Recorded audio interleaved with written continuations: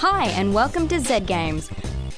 Recorded live at 4ZZZ Studios in Brisbane and broadcast nationally over the Community Radio Network, Z Games brings you the latest gaming news, reviews and interviews from across Australia and around the world.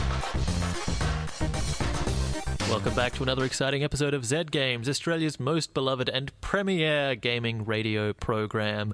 We are coming to you live from the 4ZZZ Studios in Brisbane. You are listening to us around the nation on the Community Radio Network. I am Lee, and joining me in the studio for this particular episode, as ever, Razor is manning the machine. Greetings. I don't know what the machine does, but he's in control of it. It's a very powerful machine. Yes, and once again we have Z Games intern Sean in. I'm glad you didn't refer to me as a minion this time, which is nice, a nice change. No, you're an intern. Oh, good. Now, is that moving up? I don't know. Okay. Whipping boy is also appropriate. We might refer to you as that from now on. See, I'd prefer minion, I think. Trash goblin? No, I think that's getting worse. All right, whipping boy it is. Ray, what's happening on this episode? Lee, you have been playing Broken Age Part 2. Yeah. So you'll be giving us the full review later on in the episode. That I will. We also have some special guests coming in to join us live in the studio. The women behind TITS or GTFO, a theatre performance that's going to be happening here in Brisbane all May long. Hooray! I don't know what GTFO stands for. Will you enlighten me? It means good to feel... Champagne radio once again, Ray. Yeah. Well done. But let's get this episode started with the week in gaming news headlines. Sean, would you like to deliver them? I would love to. A class action lawsuit filed against Sony for misrepresenting the graphical resolution of the PlayStation 4 game Killzone Shadowfall has been dismissed by a US federal court. Developer Guerrilla Games, a subsidiary of Sony Computer Entertainment, marketed the game as running in native 1080p resolution, which was delivered for the single-player campaign. The multiplayer component of the game was rendered at a lower resolution, but used an advanced upscaling technique to provide the illusion of 1080p. California resident Douglas Lador filed the suit last August, seeking $5 million in damages for negligent misrepresentation, false advertisement, unfair competition, and fraud. The lawsuit was dismissed this week with prejudice, meaning that Lador cannot ever file another suit on this matter. Under the ruling, both sides will pay their own legal costs. That's the most boring thing ever. Oh my god, why would you file that lawsuit? Yeah, I mean, I'm in no position to say this because, you know, I'm the host of a gaming radio program, but he needs to get a life. He was willing to dedicate that money and that much time over such a trivial matter. And it's a class action one as well, so in the end, like, at best, he would receive, like, $27, and his lawyer would be rich. So, no. Find something else to fill your time with. And, you know, besides all of that, I mean, the primary reason that you file a lawsuit is because you've suffered loss or damage. Yeah. I mean, we're talking about a video game that is in a slightly less resolution than what you expected it to be. I mean, there's no loss suffered there. That's not really hurting anyone. Yeah. I don't think anyone's buying the game on the point that it is 1080p, or very few people are anyway. And if you are one of those people, maybe you should seek Write in and tell us all about it. Tell us why. And I don't think it would be dumped all the way down to an eye-painful resolution of like 360p. It's just a slight downgrade, right? And so I really don't see what the concern is, but okay, sure, if you feel like it. Game developers who publish through Steam have gained the ability to permanently ban users from their game. The new Game Ban initiative allows the use of systems to detect and ban disruptive or cheating players. This is separate from the Valve anti-cheat technology that is already built into Steam. Well, that's kind of powerful. What if you upset a game developer, though? Like, you know, as journalists often upset game developers because we keep harassing them for interviews, right? Yeah, that's true. I mean, that's the only downside to this if people abuse that power. Imagine if someone left like you said, a negative review in either some sort of blog or maybe even on the Steam custom review page, and then that person, the developer of that game, got vengeful and decided to ban you because they have the discretion to do that. I mean, that's not fair. But Then again, if they're game journalists, though, they may use that as further fuel to the fire. Yeah. Saying, look how petty Ubisoft is. They banned me for this. We are shit stirrers of the highest order. Yeah, that was a frivolous question. Actually, I am kind of impressed by this. I think it's an interesting thing to allow developers to have the ability to control what happens in their own garden, I guess, in their own backyard. It'll be interesting to see what kind of stuff comes out of this, whether people do suddenly find themselves kicked out for being a jerk, or, this might be a story where we never find out how far this spreads, because maybe it's only the worst people.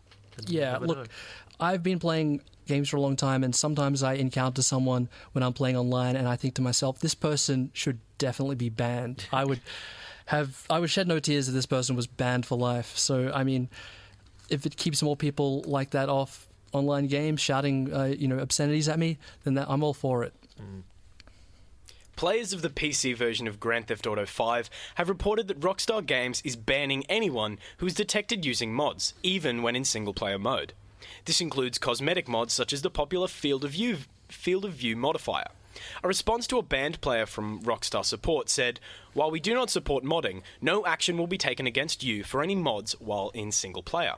However, if you attempt this while online, action may be taken against you." Thousands of affected players have taken to the official Steam page to leave negative feedback. So the last Grand Theft Auto received quite a lot of not support actually, like no support really, but was modded quite heavily on the PC. People were always trying to push the graphics with it and add in like real cars, or there were some really cool ones where you could be like Iron Man or the Hulk and like float around in Liberty City. And one of the cool things that people were expecting was a similar level of attention for Grand Theft Auto 5. So if we don't have that now, it's going to be fairly disappointing for people. It really is, and it's disheartening to hear that Rockstar themselves don't support mods at all. Yeah, especially as you said, like Grand Theft Auto 4, the lifespan of that game was extended solely due to the mods that people were bringing out. Yeah. I mean, we saw people doing really cool stuff years after that game came out, and that's all thanks to the modders. So, yeah, it's a shame that their official stance is that they don't want mods at all. Now, we remember the reason why they're totally anti-mod, though, is because of the whole hot coffee thing, which was a mod that someone created for San Andreas. Yes. That allowed access to the unincluded sex minigame component of the dating in that game, and that caused the whole game to be re-rated and partially discontinued, and that must have been hugely expensive for them. Yeah, well, it was recalled here in Australia, as I remember. Yeah, so fair enough that they don't want to say that they're not interested in mods. Maybe that means there's even weirder sex games hidden in Grand Theft Auto 5. Let's hope so. Yeah. God. And Lee, you had another story that just came up today? Yes. So there is the popular puzzle game on the mobile platform. Threes was pulled by Google from the Play Store because it was using the title 2048 as a search keyword. Now, 2048 is another game that essentially ripped it off on a very core level.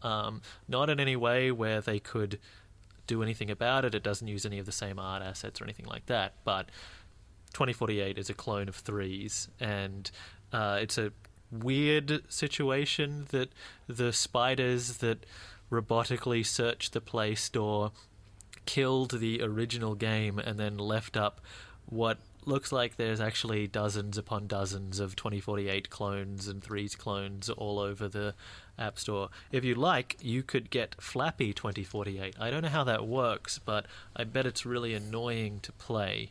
They have, in the last couple of hours, added it back to the store, but I assume that would be an annoying situation if you were the developer of something that was actually really, really clever, and then not only seeing this other game just steal your lunch and you can't do anything about it, but then you get banned for referencing the fact that you're the original game. So don't do that again, Google, I guess. Yeah. I mean, we're focusing on this because Google Play is a very open platform, but I mean, Apple do this sort of stuff all the time, right? Well, Apple's situation is different. They go through a review process before your game goes up, so it takes about 3 or 4 weeks before you can go from I've released a game to it's on the iOS store. Humans look at it the whole time through, so usually you don't end up in this kind of situation. There are clones, but they tend to get reviewed, whereas Android allows you to just go straight to the store, and then it's only like robots that actually determined whether this was worth pulling. No humans were involved until much further down the process. They should probably get more people looking at this to make real judgment calls. Hello, you're listening to Z Games on Triple Z 102.1 FM. My name is Razor, and I'm joined by Lee, and also a couple of special guests. We have Kaitlyn and Rebecca from TITS or GTFO, Hello. which is a stage Hi. production that's happening this month. Guys, welcome to the studio. Thanks Razor. Thanks for having us. Not a problem at all. So, TITS or GTFO is happening as a part of the Anywhere Festival that's running all month long. Would you like to tell us what the Anywhere Festival is? Yeah, our show is part of Anywhere Theatre Festival Brisbane. The Anywhere Theatre Festival was started by local guy Paul Osich to get people out of the theatres, if that makes any sense. So theatre outside of theatres and performing in houses and backyards and buses and bars. I went to a show last year that was in a barber salon, which was really cool. So it's kind of like engaging people with theatre, not necessarily in traditional spaces, because I know for me, I can't really afford to always go to the really, really, actual theatres. the fancy stuff. With seats. yeah. Ushers, no way. Seats with backs. Like, in Anywhere man. Theatre Festival, you're like sitting on anything, crates, cushions, the floor, someone else. You could be sitting on anything. At our show, you're going to be in Manor Bar in the Valley, which we're really looking forward to. They've been a great venue. If anyone doesn't know about them, they're a video game bar. So you're going to be like watching a show about geek culture next to video game consoles. Yeah, I like the idea of this Anywhere Festival. Like, imagine if you were on a bus and if the bus was full of people just like doing Gregorian chants, and then you realized that you were the only audience member in the bus. I mean, that's a cool idea. Are you pitching a show? 2016, Yeah. Yeah, do it. You're in charge of that one, Ray. Sounds great. So TITS or GTFO is the show that you guys are doing. Can you tell us what that's about? Yeah, so it's a one-woman show. I'm Ellie, who wasn't here, but it's got several characters and stories within it, and it's all about women who came up in geek culture circles and engaged with different kinds of geek culture, sort of like what that's been like for them, but also how it's informed their lives too. It's actually based on interviews mostly, so I went around and interviewed lots of my friends, sort of women in the Brisbane geek community specifically. So it's things like, talk about fan fiction, conventions, just different kinds of ways women interact with media. Yeah, and it's also a big celebration of geekdom, basically. Like, it's just a bunch of, I feel like it's like, especially, I'm director, Beck wrote it, Ellie, who's our performer, is also co-producing it. It's like a big girl gang, and we just got together to celebrate all the kind of stuff we love geeking and nerding out about. Yeah, But it's also very thoughtful. it will be thoughtful. Cool. How are you going to utilize this space? Like, the Manor Bar is a great venue, but it is also kind of tiny, So tiny, cozy. So It's small. wee. It's Yeah. intimate. Yes, that's it. That is Yeah. so a Kaitlyn question. That is so not my problem, blissfully. Yes, as a co-producer, that is exactly my problem. No, it's really great. We're doing 9 shows over 3 weekends, so we can get like sort of small, intimate audiences in several times over the festival. And Ellie, who's our performer, Ellie Ackerman, who's really great. We just had a rehearsal this afternoon, and it's so awesome. I'm so excited. Anyway, she's going to be in like kind of a little performance space next to the bar, if you're familiar with Manor. So everyone's going to be sitting on the bar floor, which, don't worry, like, they're going to be cushions. It's going to be clean. People at the back can sit on bar stools, so that, it's also wheelchair accessible if anybody needs to worry about that. It's a completely accessible venue. And Ellie's going to wow us from a very small corner of Manor. She's going to be using her personality to fill the venue. Yeah, it'd be great to ask her this. Obviously, she's not here, but it must be a bit daunting doing a one-woman show. I mean, from start to finish, just it's all you. Like, how do you make the segments flow and all of that stuff? Oh, and it's our first one too, so Yeah. No, job. big job. Luckily, we've got a really good script, and it all links together really well. We worked a lot on. We've been working a lot on that, and Beck and Ellie kind of brought me onto the show because I did a one-woman a show myself that I wrote myself and produced last year at Metro Arts, and I also did it at Fringe World Festival in Perth. So I had that, about a year and a half experience of like doing a 50 minute show. It's just you in a spotlight. And don't mess up. I'm so glad Ellie's not here. I hope she's not listening. Sorry, Ellie. You're going to be great. But you hope that she is listening. I hope that this is the only way that I could give you this note. I can't tell you to your face. No. It just, like, the kind of things that you have to worry about, though, are not things that you might think of. Like, it's things like your voice not running out. So, there's like lots of little tricks that you can do to make sure that you can actually speak for 50 minutes. But also standing like in a good posture. If you start off the show in a bad posture, like this is when I was more from my show, like I was standing still for most of the show. It's like the fun run of theatre. It is. You got to stretch. You've got to you've got to really because if you sort of are putting all of your weight on like your left foot the whole show, by the end of it you're completely seizing up. Muscles are seizing up, and then your throat's getting tight, and you, instead of talking like, here I am saying my lines, you're like, You'll work that into the show. Oh, bit of Mighty Mouse? Yeah. Yeah, I'll work that in. Yeah, the last character is totally the wordiest character as well. It's so true. I think she's really mad at you, actually. Yeah. You should message her. No. Okay, so Ellie will be embodying different characters throughout the performance, is that right? Yeah. What are some of these characters that she'll be depicting? Well, they're based on interviews, and so some of them are more or less adaptations of interviews directly, and I will have woven a couple of different details in. One of them is just based on my experiences. Yeah. Which is kind of spooky. So they're kind of all themed around different interests. So there's one who's a cosplayer, based on a seasoned cosplayer friend of mine.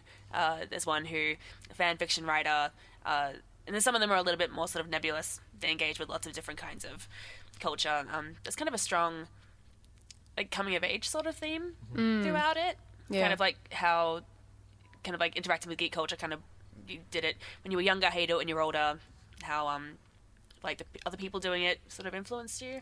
I think the funny thing is that you would expect a show with a coming of age theme to sort of talk about moving away from childish things, there's a big part of the show about Pokemon, but in fact it actually, I feel like the joyous message of it is that when you actually come of age, when you actually mature, you go, oh, fuck it, I like this. I'm gonna like whatever I want. It's one of the really interesting things about the show and the characters, because when I was doing the interviews, my first question to everybody was always, can you define geek culture for me? What does geek mean to you?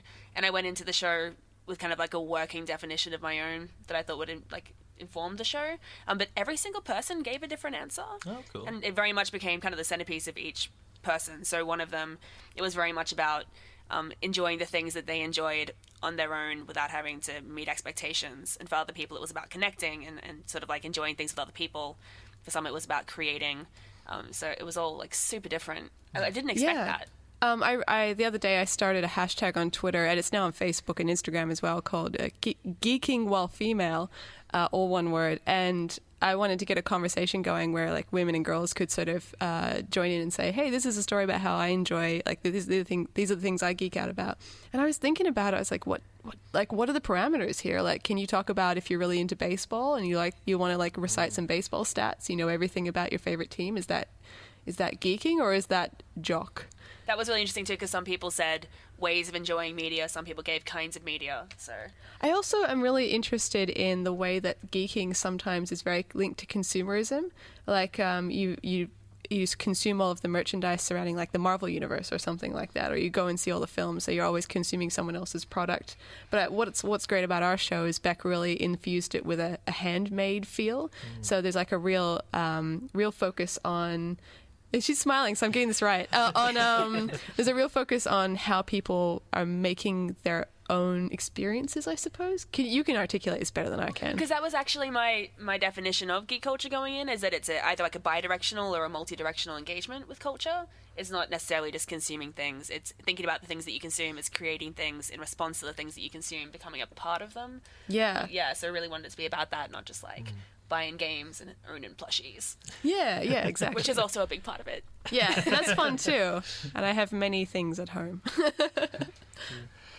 We're speaking with Kaitlyn and Rebecca from the stage production TITS or GTFO, which is happening all month long. Just before we head to a song, we'll come back and speak to you some more about it, but where and when can we go and see it? We open on Friday night. Woo! So this Friday, 7 p.m. At Manor Bar, which is in Fortitude Valley, right next to the Judith Wright Centre. And it goes for 45 minutes. And afterwards, there's going to be video games and drinks. What's not to love? So we run from May 8th to May 25th. I didn't want to open this can of worms up without pre-okaying it with you, but there's a big deal about gender representation in the media, the whole Gamergate thing. Wait, what do you mean? Is there a problem? Some sort of Dear controversy? God, Razor, tell me more now.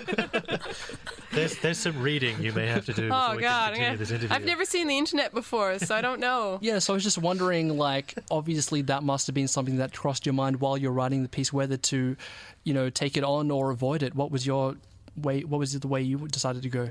Yeah, well, we were definitely putting the show together kind of during the Gamergate thing or in the wake of it. I can't remember. But we definitely had this really clear intent going into the show that we wanted to talk about geek women themselves and not necessarily just the things that happen to geek women in geek culture.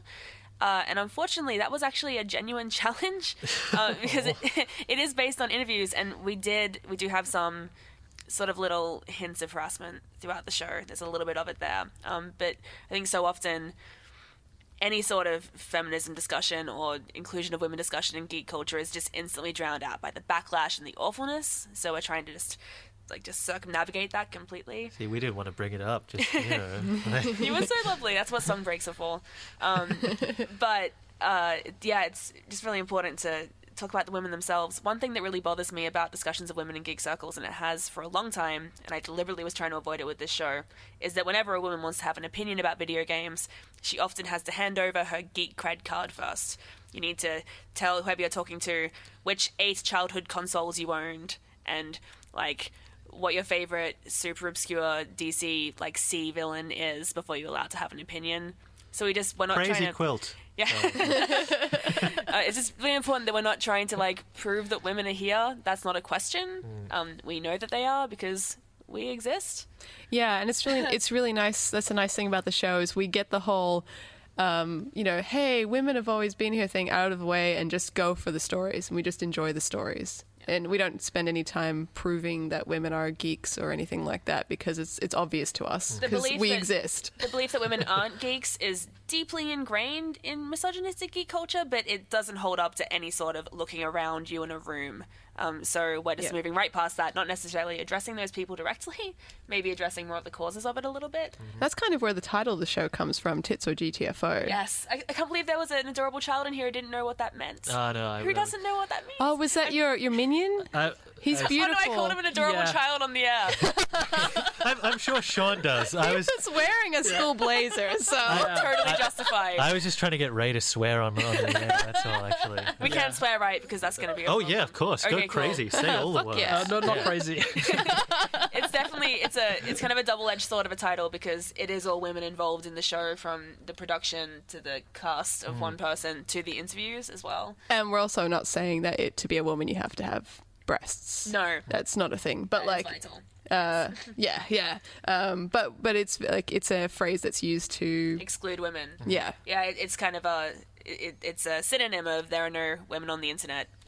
And that's often, it's that 4chan thing where if you want to claim to be a woman, you're supposed to prove it in the most obscene way possible, obviously, because it's 4chan. But I've often spoken to people about that internet rule and they've believed it was sort of an equality thing, bringing everyone down to the same level. I've earnestly had people say that to me. I had a guy say that to me over dinner last night. Yeah, it's breaking down the labels, man, but in order for that to be a real thing, you have to be subscribing to the default male character version of humanity. Exactly. That You're was not engaging with. Well, that was the whole problem. I asked this guy, I was like, he said if someone like referenced their gender unnecessarily, that was his word, unnecessarily, because, you know, obviously talking about your gender as a woman is unnecessary. Nothing to do with your life. But he said if someone was on a forum or in a game and they mentioned their boobs or something, then people would be like TITS or GTFO. Like it's like a way of just being like, stop this, we're all genderless here. Yes. And I said, so if someone was like, you know, in the middle of a shootout and said, suck my dick, would someone go, hey, stop that? Oh, well, don't bring penises into this. And he was like, yes, and I just don't believe him. I'm sorry. Seamless doll parts only on the internet. Alan Rickman in Dogma. Yeah, Ooh. that is I that like whole that Chan culture thing where they all assume like that everyone wants to have that same level of anonymity, but at the same time, I think it's always assumed that everyone on 4chan is a dude anyway. So, yeah, dude until proven guilty. Yes, that's exactly it. Yeah. That's how it feels. Like Yeah. really, that's how it feels. Like just walking down the street sometimes. Like, but especially in geek culture, I personally, this show has been really great for me because I've always felt a bit loath about claiming it because I just don't. The same thing, exactly what Beck was talking about. I didn't feel like I had enough cred. Just before the show, we were sitting out there and Beck's talking about all these amazing video games that she's played, and I was like, I like Candy Crush. You know, and I always feel embarrassed. It's like, I like Candy Crush, you know what I mean? But mobile gaming is mostly used by women, I believe. The majority of people who play games on mobile gaming are female. And if you count that into all of the video games that exist, then it's like 53% of gamers are female. Yeah, 53. But of course, like I feel like the fact that mostly women play mobile gaming media means that it gets dismissed outright as not a real game. You can tell that we have to give that statistic a lot because we all knew exactly what it was. That one gets rolled out regularly. We do have to be constantly justifying ourselves. Yes. But you were just saying that you don't need to do that. I know, it's like it's so difficult, but it's kind of like Well, this is kind of us drawing a line in the sand and saying we're not going to. So, yeah. So there. This doesn't happen in the show. The show is about the women. Yes. Cool. Yeah. And just talking about the show again, video games, I imagine, are a big component of it. Do you reference any specific video games? I know you threw Pokemon out before, but are there others? There's one character who's really, really obsessed with Pokemon, and that's kind of the cornerstone of her bit. But most of the video games come up in the character that's sort of based on my experiences. Should I say that? Oh well, you've said it Is that now. a secret? You said It's it. too late. It's out. It's out there. It really is out I there. don't know if yeah. you're being funny or not. I never know either. So I talk a lot about the kind of games I was playing in high school. I was a massive Sims 2 Cool. obsessor. Nice. Real 11 hours a day stuff. Yeah. But also talking about things like first person shooters, which were definitely all the rage when I was in high school. Yeah. I used to play a lot of Halo 3 in uni. That was Yeah. a big thing. I'd go with my friends to one of the community rooms or whatever we had on campus and just shoot each other. It was really fun. It was definitely the defining social experience of our generation, I think. It really was. Chugging yeah. Mountain Dew and shooting each other. I feel like board games, it's a bit of a generational thing, but board games are back come now. back. But I do feel like there was Remember those wholesome days of just shooting each other in the head and simulating the dipping and lifting of your testicles in their faces? oh god, I Huh? never experienced that. Thank goodness. Our generation probably has shot more of our peers than any other. The other. I hope so. Okay, guys, thank you very much for joining us today. It's been an absolute pleasure having you along. So TITS or GTFO opens this Friday night at the Manor Bar. It's also running on Saturday and Sunday as well for the next 3 weeks, right? Yep, Friday, Saturday, Sunday, every weekend for the next 3 weekends.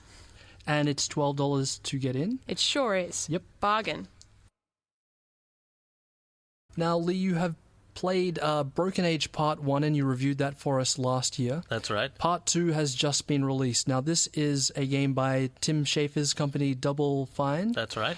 And this one's notable because they launched it on the back of a crowdfunding campaign. Yes, so they were originally asking for $400,000 and ended up making around $3.5 million.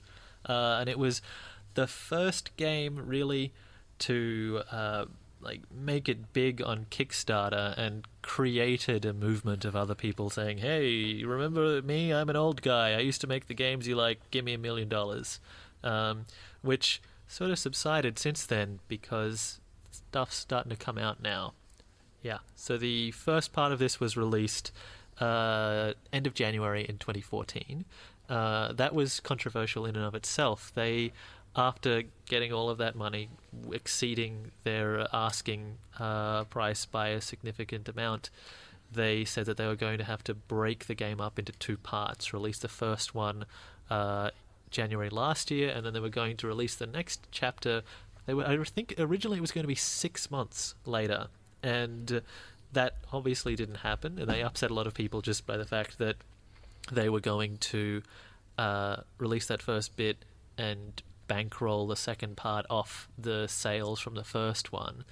People felt like this was a sign that they had mismanaged the project. Yeah, I can see how some people would be angry, especially if you did back it, because you expect that if you meet the target, or in this case exceed it by like a fair amount, then you should be in a better position to deliver what you promised initially, right? Yeah, that's right. But I mean, backers, people who buy the first half were going to get the second part anyway. It was just going to come out much, much later. And maybe this has meant that, the best case scenario is that this second half would then come out and would be even more polished and would be based off critique of the first one and would build and enhance that first part. Now, listeners who were listening at the time will remember that I was very positive about it. I said that it was a gorgeous looking game, beautifully cast, wonderfully voice acted, well written, with fun puzzles and strong metaphor that carried the whole thing through, that was dealing with themes that hadn't really been explored in video games before. The second part has come out and I hate it. I loathe it, in fact. I despise it. I hated almost every minute of it, and I felt betrayed by its existence. Damn. Yeah. Was not expecting that one. Okay, that's interesting. So how...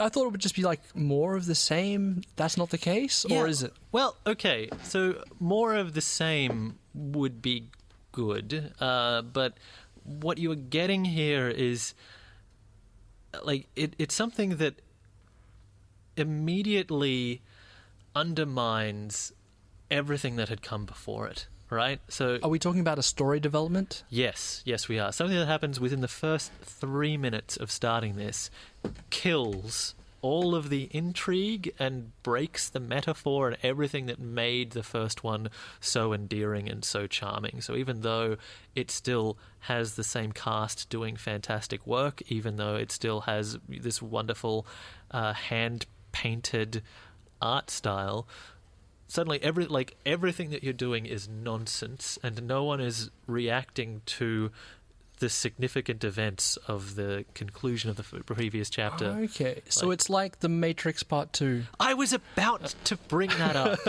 Yes, that was exactly the analogy I was going to reach for. That it's something where, had they left it alone, it would have stood up. But as soon as they have to go back and return to that material, they can't extend that metaphor. All they can do is destroy it by going on about their fiction. And a similar thing happens here.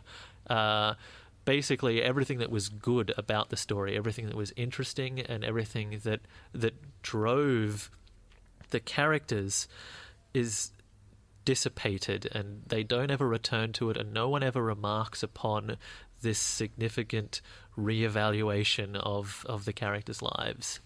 So that's annoying and rubbish, but I'd still be able to get past that if the puzzle design was any good. But again, they're mostly terrible, and in fact, a lot of them are awful and ragingly bad, and based on just random scenarios. They're just...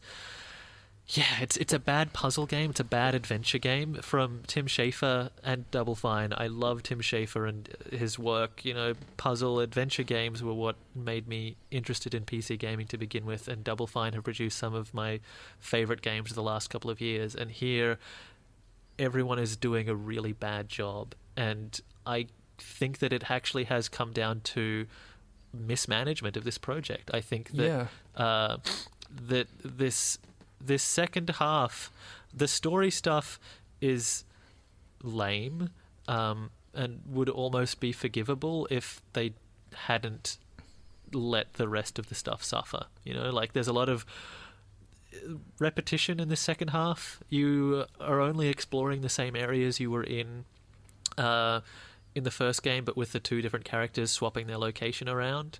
So you're seeing all that same stuff again. There's a lot of repetition of puzzle types, but not in a fun sort of callback way. Just like you have to do this awful thing again that you hated the first time.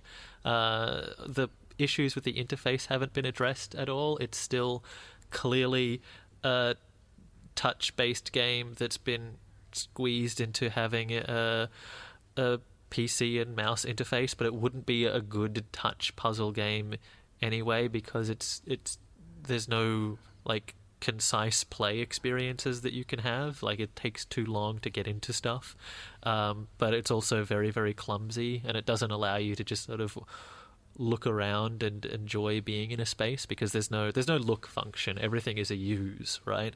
Which in an adventure game means that every interaction that you have in this game can only ever be either a success and proceeding with the critical path, or the wrong thing to do, which is frustrating. You know, you can't just like be and exist, which is I think one of the joys of something like Monkey Island, where you know you're in a weird place and you can look at stuff and hear interesting people say funny things about everything around you.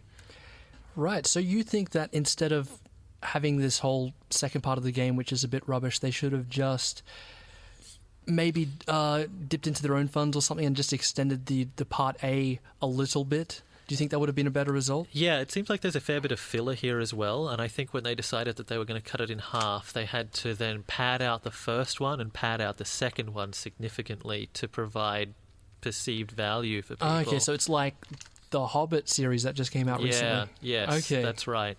Yeah, except worse. Worse? Yes. Take that.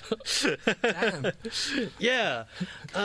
What I think should have actually happened is that maybe there should have been a terrible fire at Double Fine Productions. Oh, come on now. No one gets hurt, but all of their data gets wiped out once they release the first half, and they're so saddened by this that they decide that they can't continue with the project. That if this had been left alone, if they just finished up at the point where it was at the end of part one, it would have been a much better game. If we'd never gotten this second part, it would have been much, much better. And all they have done is just undone that hard work. I bought part one for a friend as a birthday present last year, and I'm going to have to send her a message telling her, don't keep playing, because everything that you like about it is ultimately damaged by this. That's a real shame. So if I bought part one, do I get part two for no extra charge as a free download? That's right, yes. Okay, and did they go back to the crowdfunding to get money for part B, or did they just need more time to put it out? They just needed more time to put it out. That's what it is. And that's the other thing that I don't quite understand. Like, they've produced no more significant art assets. There's one new location, and that's it. And even then, you don't get to walk around in it. It's like the voice stuff. Obviously, there's another like 4 hours worth of phenomenal celebrity voice acting on the part of Will Wheaton's in there. What's his name? Frodo. He's in there. Who else? There's a lot of like really wonderful, talented people in there. Pendleton Ward is doing stuff. Everyone that you meet is pretty charming. It's just that everything that you do with them is terrible and annoying, and that's a shame. It really is. Yeah. I'm just disappointed with how this came out. I really, really enjoyed the first one. I love the company that produced it, and I would love to know what happened here, because this seems like such a major misfire. Even just, on a design front, there are decisions made about which puzzles end up having to be significant because you return to them over and over again. In adventure games, you do have puzzles that you refer back to as throwback puzzles, right? And they become thematically significant to the game. But here, the things that you end up having to do repeatedly to complete the game are just annoying. They're not fun, and they don't tie into the core concept in any way either. So yeah, I'm so hurt by this, and I hate having to say bad things about it, and yet I can't recommend it to anyone. I think no one should play the second part. How about the first part, though? You gave that a good review. Do you think it's worth getting it just to play that first half, or do you think that if someone plays the first half, they'll inevitably be drawn to playing the second half and then have the entire experience be a negative one? I think they should, if you want to play a pretty modern-ish adventure game that is gorgeous and well written and well crafted and well voiced, absolutely play part 1 up to the conclusion of part 1. But I urge you never to play part 2, because it will be like watching someone drown your favorite childhood friend in front of you. Right, and here's the big question. Would you put money into another Double Fine Kickstarter? That's a tough one. So at the moment, one of their designers, Brad Wardell, I believe, is working on their second Kickstarter project, which looks like a really interesting tactical combat game. It's turn-based, where you are controlling a dynasty of heroes, and so as your adventurers will age out of being useful, but they will inherit traits and names and things from others. It's a great concept. People are saying that this is really good. I would be wary of Double Fine if they were going to say that they were going to put out another point-and-click adventure game, because I'm not sure they have that in them right now. That's pretty bad, because, Double Fine are responsible for some of the most classic point-and-click adventure games of all time. The talent there definitely worked on some of the best classic adventure games, and yet, yeah, I'm wary. There's the space-based game that they tried to get out on early access that also they just stopped supporting when it hit a semi-stable stage, but never actually turned into a game. I bought that because I really liked the concept and was disappointed that they just dropped it.